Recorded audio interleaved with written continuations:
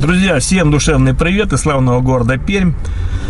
А у нас на дворе плюс 8 градусов. Прекрасная солнечная погода, правда ветер прохладный. В ближайшие дни будет понижение температуры, но на выходные, на Пасху где-то градусов 14-15 обещают. Всех верующих поздравляю с наступающим праздником Пасхи. Вам всем здоровья, любви, счастья.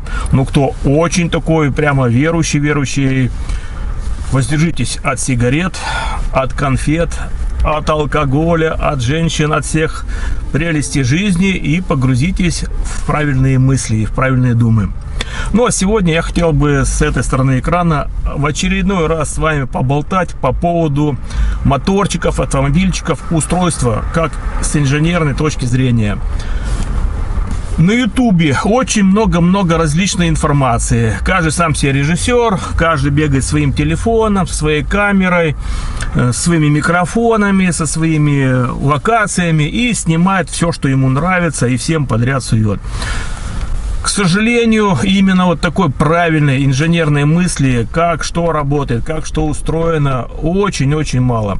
И как я уже в своих видосах говорил больше года, что гаражик наш закрылся, Игорь Вениаминович уехал в область работать. И к сегодняшнему видео я позвонил друзьям в другой гаражик и спросил, нет ли у них там для меня какого-нибудь завалявшегося старенького фазовращателя с любой машины. Ну, ответа я не получил, может потому что выходной, там они обычно 2 через 2 работают. Ну, пока тишина. Я тогда, с вашего позволения, расскажу на пальцах, на языке домохозяйки. А потом я также нашел толковых людей, которые очень прекрасно рассказали, как можно за-дешмански, ну, максимум, короче, 50 баксов потратить, ну, условно, 4000 рублей с небольшим, на устранение проблемы. Ну, изначально, как я всем всегда рекомендую, не надо лезть куда не надо. В старых японских машинах, которые вот я снимал с парохода, будучи в находке в порту Восточном, частенько приходили книги, и в книжечках, ну, имеется по обслуживанию автомобиля, такие фотографии интересные были. Ну, японцы, они любят анимашки. Мордашка, смайлик вниз, глазки опущены, машинки так плохо, а владелец автомобиля такой счастливый, с отверткой, зубилом, с молотком под капот, и там так какой красный крест. Не, так нельзя поступать. Типа, обратитесь в сервис. И после сервиса машинка выезжает, смайлик, красивые глазки, все, и она зелененькая такая. То есть показывает всем, что вот именно специалисты все правильно обслужили. Итак, если у вас есть автомобиль с большим пробегом, и вы не знаете, как до вас его обслуживали, либо вы на нем долго ездили и где-то пропустили обслуживание, может, вы что-то не то залили или сказали, сейчас денег нет, потом поменяю, то лучше всего начать с диагностики. Некоторые покупают там на Алиэкспресс или где-то на Авито какие-то разъемчики, все ставят приложение за 600 рублей на телефон и как бы пытаются проверить. Но я рекомендую, так как сегодня машины современные, серьезные, обратиться в хороший сервис, где будет очень хороший компьютер, с помощью которого можно будет сделать диагностику по двигателю, по впрыску, по задержкам, по пропускам, короче, по всем углам, там, коленчатого вала, фазовращателей и тому подобное. И поменьше слушайте всяких соседей, которые сидят и из пальца высасывают и говорят, что вот у вас там будет все, вот если так сделать, то хорошо. Всегда обращайтесь к специалистам. Я когда-то работал в большом крупном сервисе некоторое время. И мне так всегда поражало, люди приезжают, у него, допустим, что-то, какая-то мелочевка сломалась, но никто эту мелочевку ремонтировать не будет. Он говорит, допустим, генератор, все, выкидываем. Или, допустим, там какая-то муфта, которая приводит с электромагнитным клапаном, выкидываем, все, то есть блоками.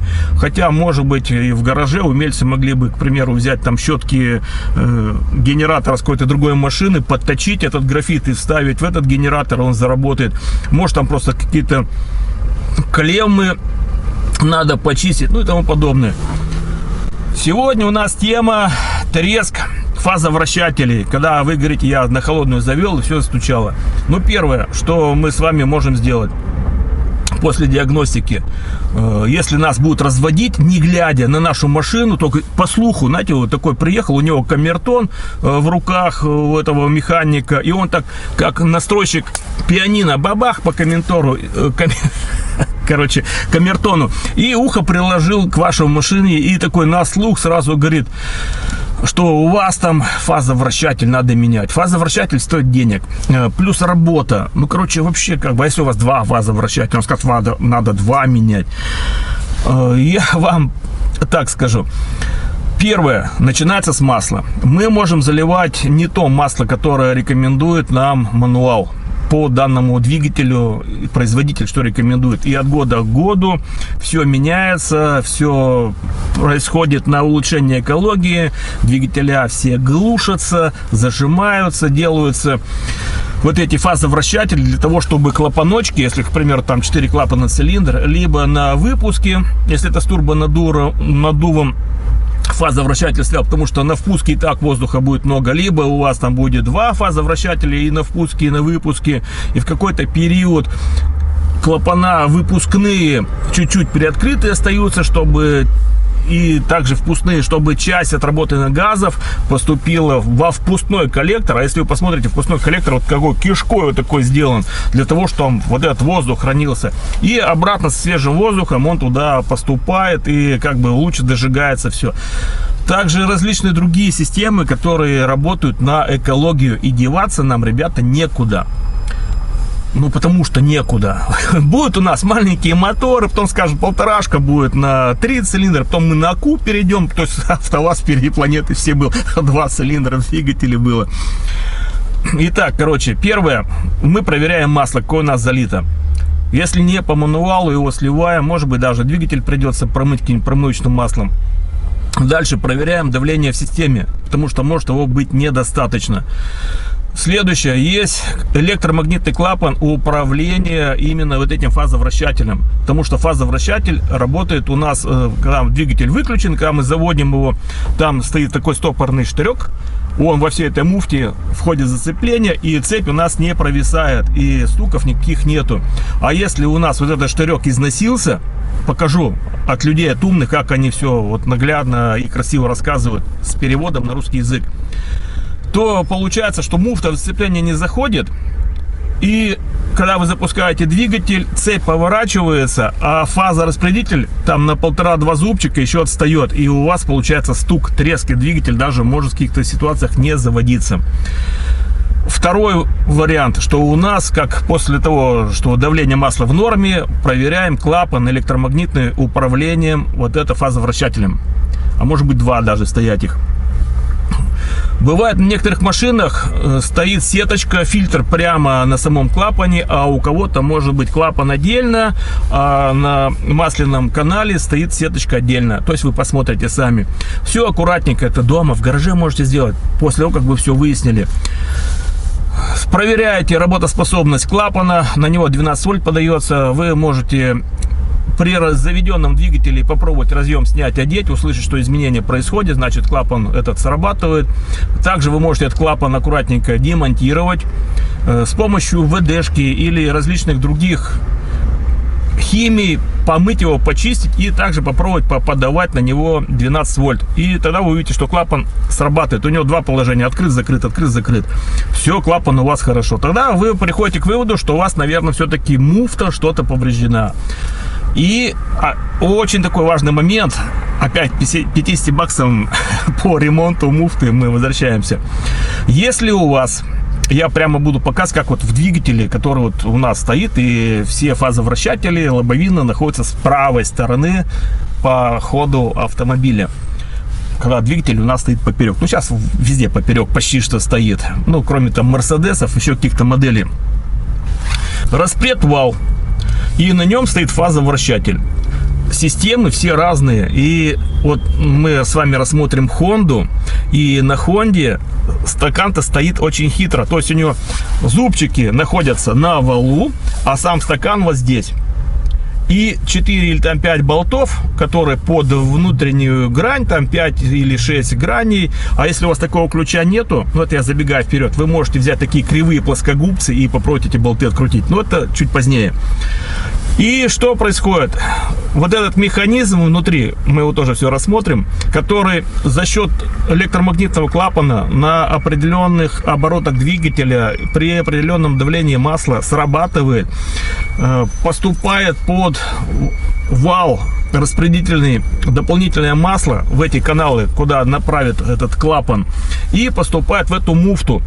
А в этой муфте вот эта защелка, палец, он на пружинке стоит, и давление снизу этот палец выталкивает, зацепление убирается, и вот эта муфта начинает поворачиваться под углом градусов до 15, наверное, может 17.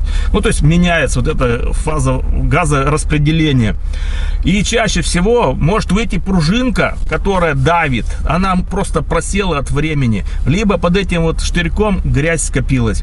И опять же, возвращаясь к Хонде, если, а может и на других машинах, если у вас есть возможность снять вот эту гробницу, если у вас фаза вращателей больше, чем наполовину будет вам видны, ну или может быть боковину вы там снимаете, лобовину, и доступ получаете к фазовращателям.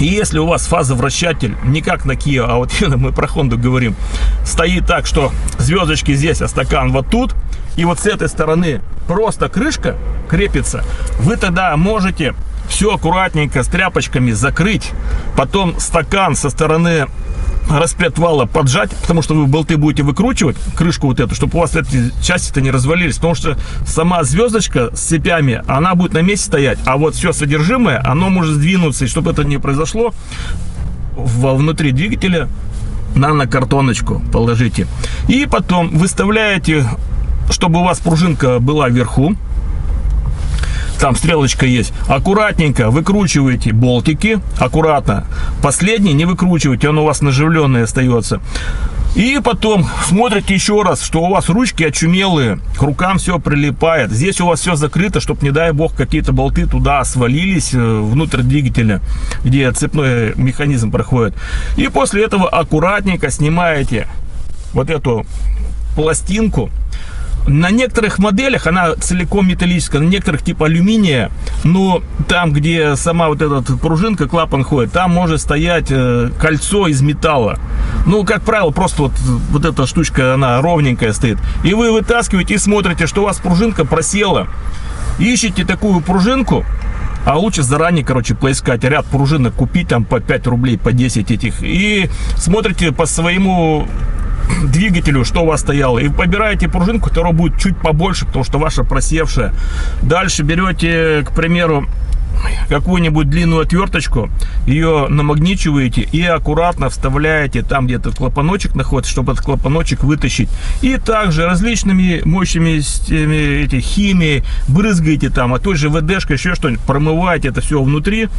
Дальше клапан этот на место ставите, пружиночку новую, и аккуратненько крышечку на место ставите. Если на самой крышке вот здесь вот от пружинки выработка, да ну его нахрен, вот так перевернули другой стороной вот эту пластину прижимную и поставили, и аккуратненько все болты закрутили. У вас получается все будет классно, потому что вы сам механизм газораспределения не снимали, цепь не трогали, ничего не мучили. И таким образом вы за 50 баксов поменяете, отремонтируете. Ну, это у вас займет время, ну, час, не торопясь, с перекурами, там, с кофем, с девчонками поболтать, по телефону ответить, там, залезть в соцсети. И вы сами себе сделаете все, чтобы у вас было прекрасно. Еще один из вариантов, то, что там под капотом у нас гремит, это натяжитель цепи. Он также на Хонде находится под лобовиной, внизу, там такая крышечка есть, вы можете ее снять, забраться, ну лучше, конечно, с ямы, наверное, смотреть, или, может быть, колесо снять правое и там часть подкрылка, чтобы доступ у вас видно было и аккуратно, чтобы можно было поработать. И также вы посмотрите, допустим, взяли и пальчиками пошевелили, он должен у вас немного шевелиться. То есть он не просто застопорился. А если было у вас загрязнение, масло грязное, все это со временем накопилось, там 100-150 тысяч вы набегали, то у вас этот порошенек-то может не бегать. Как вариант, вы аккуратненько его заводите в защелку, закрываете, потом снимаете, вытаскиваете с двигателя. При этом у вас все на месте остается, ничего там трогать не надо, цепной механизм. Промываете, защелку скидываете и смотрите, что этот у вас поршенек-то под действием пружинки двигается, выдвигается. Ну тогда вы говорите, ну вроде засорился просто, либо новый покупаете, вставляете на место, И у вас вот этот весь тарахтение, щелчки вот эти, которые вас раздражают, они должны уйти, и вам будет от этого счастье. Ну, я так полагаю. И хочу еще раз извиниться, сказать сори за последний видос, который я для вас пытался сделать. Купил себе микрофон, радио. Но тут у меня такое сомнение еще возникло. Все мои проводные микрофоны, у меня там стоит специальный переходник, потому что у меня камеры, они стерео снимают. А здесь я переходник не поставил, так что надо мне сегодня вечерком попробовать с переходником и еще раз эти камеры посмотреть. Потому что я вчера тыкался, сегодня тыкался, все равно фон стоит. И как мне кто-то написал там, что типа как будто я в космос полетел, ну спасибо. И прежде чем мы полезем под капот, друзья мои, я что вам хочу сказать. Не надо глобалить, а насколько хватит мотора, а насколько хватит коробки передач. Я в свое время пошел в автосалон, купил себе новый автомобиль, отъездил 60 тысяч километров, упало дерево. Вот так, по всему автомобилю. Автомобиль в тотал. Благо мне там по мизеру какие-то деньги хоть удалось, короче, выбить, чтобы я хотя бы что-то получил. Дальше мой кореш ездил на Тойоте, если правильно зовут, там Хайлендер или Хиклендер, ну типа такого. Это джипик чуть поменьше крузака. Там у него V-образная трешка, по-моему, стояла, или 3,5. 1,5 года назад инсульт случился, а мы с ним одного дня, одного года рождения. Во дворе стоит новый JQ, а хозяина месяц назад похоронили. То есть, может быть, машина вас переживет, не надо об этом глобалить. Соблюдайте мануал, заливайте правильный бензин, правильные масла, используйте правильное диагностическое оборудование и правильных механиков. И будет тогда все вот так супер-мупер. Под капот. Ветер не сильно будет нам задувать. Итак, получается, у нас клапан управления фазиками находится вот здесь. Под низом находится болт, и там же под низом может находиться сеточка в зависимости от модификации двигателя. Также, если у вас отдельно снимается вот эта часть гробницы, то вы можете снять ее отдельно и посмотреть на свои фазики. И здесь, если у вас будет доступ, то вы спокойненько, не разбирая двигатель, все поменяете. Либо вам придется снять впускной коллектор, выкрутить свечи, катушки и снять гробницу и добраться до фазовращателей. Здесь у нас фазовращатель один, только на впускном коллекторе, на выпускном коллекторе фазика нету. Ну и вот там вот внизу слева находится лючок, через который мы с вами можем добраться к цепи натяжителя. О, ветрище какое дует, задувает. Пойдемте в машинку. Ладно, вы слышали этот звук. Не обращайте внимания на этот тихий скрип, но вы слышали дребезжание. Обычно это проблема с низким давлением, например, с низким давлением масла. Но в данном случае это что-то вроде того, но не низкое давление. Это привод, и я покажу вам на примере двигателя. Это точно такой же двигатель, и проблема в этом приводе вот здесь, в приводе изменения фаз газораспределения. Я объясню, покажу вам много всего, но происходит вот что. У него есть фиксированное и разблокированное положение. Проще говоря, когда машина работает, привод изменения фаз газораспределения контролирует. У некоторых из них есть привод с выхлопом, но здесь контролируется только впуск. Другими словами, он неподвижен, то есть он двигается, но не скользит вперед и назад, как этот, когда вращается. Это повышает экономию топлива и немного увеличивает мощность двигателей малого объема. И они используют их, и они великолепны. Но вернемся к тому, почему вы слышите этот звук. Сейчас, когда ты заводишь двигатель, смотри, я сниму эту деталь и покажу тебе. Это очень просто. Люди, все эти механики и прочие думают, что это так легко, что достаточно просто прикоснуться к ней и зафиксировать в нужном положении. Но это не так. Это очень просто, потому что они не знают, что это такое. Это действительно очень просто. Хотел бы я, чтобы все было так же просто. Сейчас, как я уже говорил, эта деталь не зафиксирована. Обычно, когда ты выключаешь машину после поездки, она остается в незафиксированном положении. Если при запуске двигателя она останется в таком положении, то будет слышен стук цепи, понимаешь, как будто. Цепь просто будет стучать, и это будет шуметь. А здесь есть маленькие ребра. Все будет шуметь, потому что цепь не натянута. Когда у тебя есть система изменения фаз газораспределения, всегда должен быть какой-то фиксатор. Другими словами, смотри, вот твой натяжитель. Он управляется давлением масла, но у него тоже есть фиксатор. Поэтому, когда ты заводишь машину, допустим, если этот натяжитель неисправен, но это не важно. Хороший натяжитель, когда ты его нажимаешь, он немного сдвигается и фиксируется. Это происходит потому, что при запуске двигателя давление масла еще не такое сильное, и может сбиться время или появиться шум. Но когда ты заводишь машину, у него все еще есть фиксированное положение. Допустим, когда ты заводишь машину, давление масла еще не такое сильное. Он должен немного двигаться. Он должен немного двигаться. И когда ты заведешь машину, ты не услышишь никакого шума или чего-то еще. Если он сломан, то когда ты заведешь машину, она будет дергаться или будет шуметь, пока давление масла не поднимется. Вот что здесь происходит. Как я уже сказал, здесь есть каналы, которые заполняются маслом. Поэтому, когда ты заводишь машину, она не может полагаться только на это масло, потому что ты будешь слышать шум, пока давление масла не поднимется и не заблокирует это. Теперь смотри сюда. Теперь, когда ты заводишь машину, она поворачивается, да? Посмотри на это. Вот это было похоже на два зуба. Теперь он в заблокированном положении. Если ты видишь это. Хорошо, он в заблокированном положении, и это хорошо. Теперь ты понимаешь, почему ты слышишь шум. Потому что я сейчас разберу его и объясню тебе, что там есть маленький поршень с пружиной, и эта пружина со временем ослабевает, и она вдавливается и как бы блокируется, но не совсем. Она недостаточно крепкая, поэтому теперь она просто свободно вращается.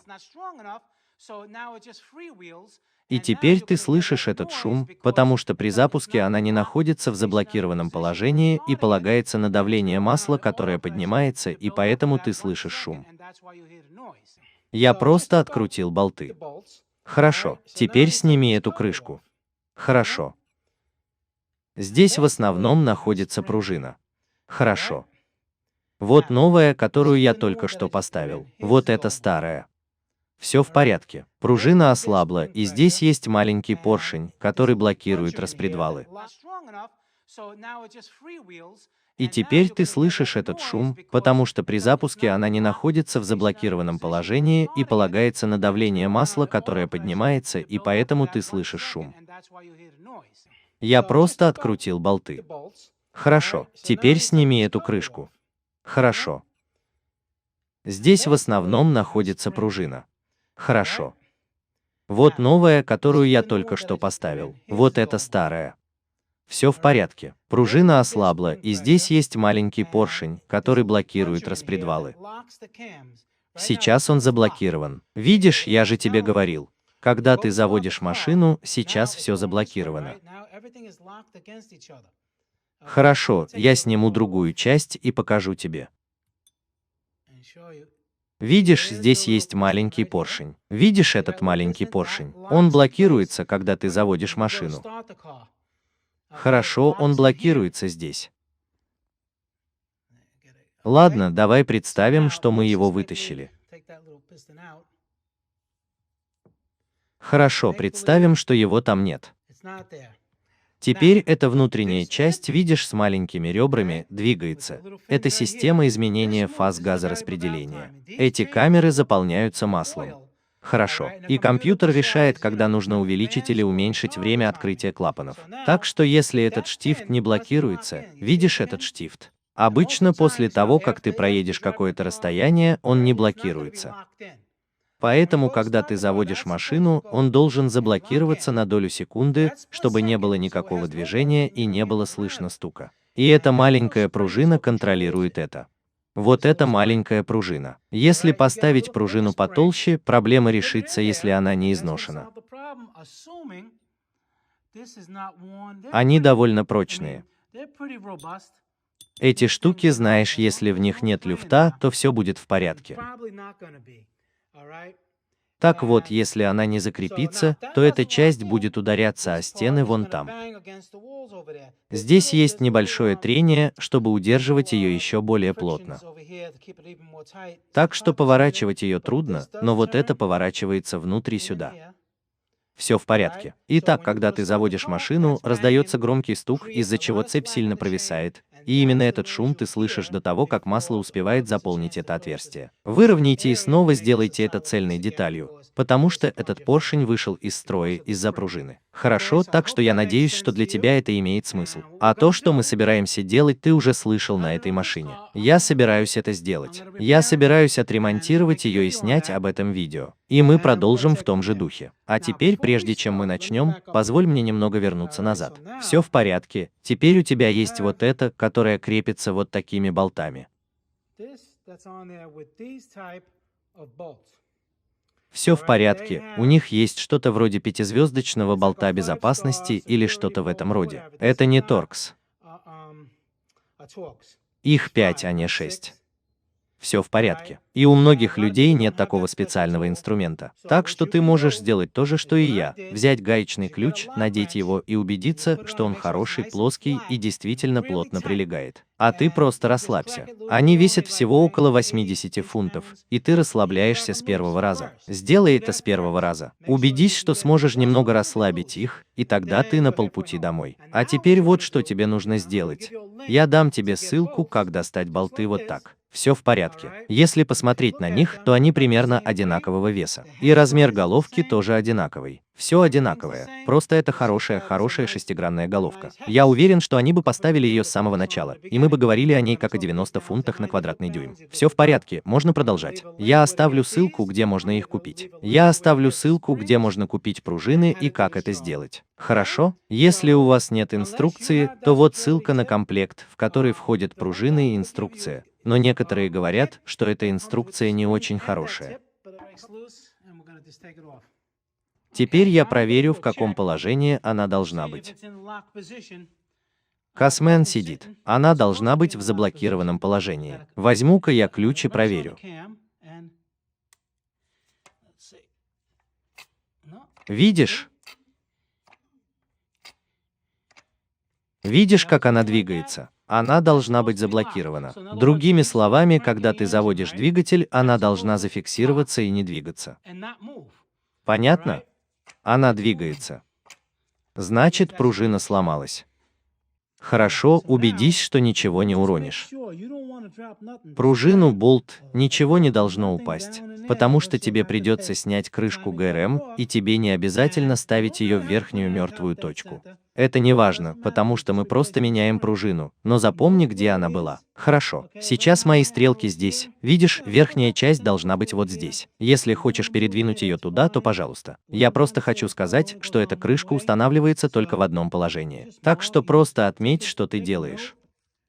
И как я уже сказал, если вы хотите достать пружину, которая идет в комплекте с этой насадкой, то она находится очень глубоко, и ее легко снять. Но если вы хотите попробовать сделать это по-другому, то это нормально. Вам нужно открутить эти болты. Я воспользуюсь разводным ключом. Вы можете достать до них, просто крепко ухватитесь, чтобы они поддались. Затем вы сможете снять их рукой. Там будет небольшое давление пружины. И что вам нужно сделать, так это подпереть ее чем-нибудь, например, куском. Просто подпереть, чтобы она не двигалась. Хорошо? Вот что мы сейчас сделаем. Хорошо, убедитесь, что вы поставили ее ровно. Хорошо. Просто подождите, пока она не ослабнет, а затем вы сможете снять ее пальцами. И, как я уже сказал, вам нужно придерживать эту пластину, потому что пружина может выскочить. Сейчас я вам покажу. Ладно, как я уже сказал, когда вы будете снимать эту пластину, будьте осторожны. Не дайте пружине выскочить. Вот она. Хорошо. Теперь вынимайте пружину, а затем идите к комплекту, о котором я вам говорил, и найдите тот, который ближе всего к вашему.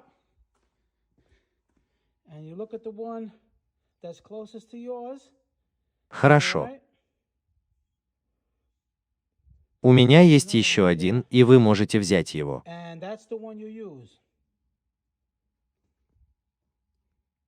Ладно, вот так.